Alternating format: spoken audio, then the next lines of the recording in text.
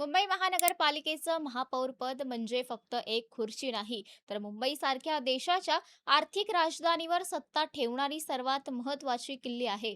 BMC ही केवळ महापालिका नसून हजारो कोटींचा कारभार, विकास कामांची दिशा, प्रशासनावर प्रभाव आणि राजकीय वर्चस्व ठरवणारी संस्था आहे.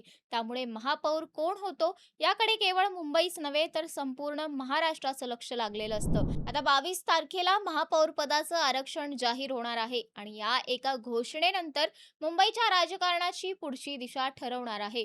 काय आहे प्रकरण जाणून घेऊया आजच्या या व्हिडिओमधून. नमस्कार, मी तन्वी सुनील आणि आपण पाहत आहात थेट वास्तव. ही आरक्षणाची घोषणा उद्धव ठाकरे आणि त्यांच्या गटासाठी अत्यंत महत्त्वाची ठरणार आहे, कारण सध्याच्या परिस्थितीत ठाकरेंचा गट बहुमतात नाही, सत्तेबाहेर आहे आणि अनेकांना वाटतं की याची बीएमसी मधील पकड संपली आहे, पण राजकारणात शेवटपर्यंत काही संपत नाही. हेच या आरक्षणामुळे पुन्हा एकदा दिसू शकतं, कारण जर यावेळी महापौर पदासाठी एससी किंवा एसटी प्रवर्गाचं आरक्षण जाहीर झालं तर संपूर्ण राजकीय गणित एका क्षणात बदलू शकतं. आजच्या घडीला या आरक्षित प्रवर्गासाठी आवश्यक अनुसूचित जाती प्रवर्गातील असलेले दोन्ही नगरसेवक फक्त उद्धव ठाकरे यांच्या गटाकडेच आहेत. प्रभाग 53 मधून जितेंद्र दळवी तर प्रभाग 121 मधून प्रियदर्शनी ठाकरे अशी त्यांची नावे आहेत. भाजप, शिंदे गट किंवा इतर कोणत्याही पक्षाकडे या कॅटेगरीत नगरसेवक नाहीत. त्यामुळे आरक्षण जाहीर होताच बहुमताचं गणित बाजूला पडून थेट पात्रतेचं गणित पुढे येतं आणि याच ठिकाणी ठाकरेंचा गट थेट आघाडीवर येतो.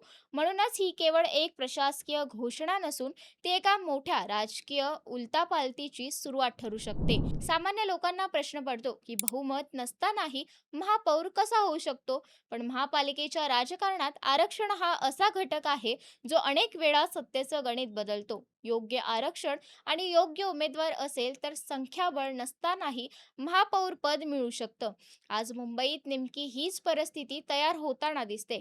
त्यामुळे निवडणुकीनंतर सत्तेपासून दूर गेलेले उद्धव ठाकरे केवळ एका निर्णयामुळे पुन्हा एकदा बीएमसीच्या केंद्रस्थानी येऊ शकतात. ठाकरेंच्या गटासाठी ही लढाई फक्त महापौर पदापुरती मर्यादित नाही.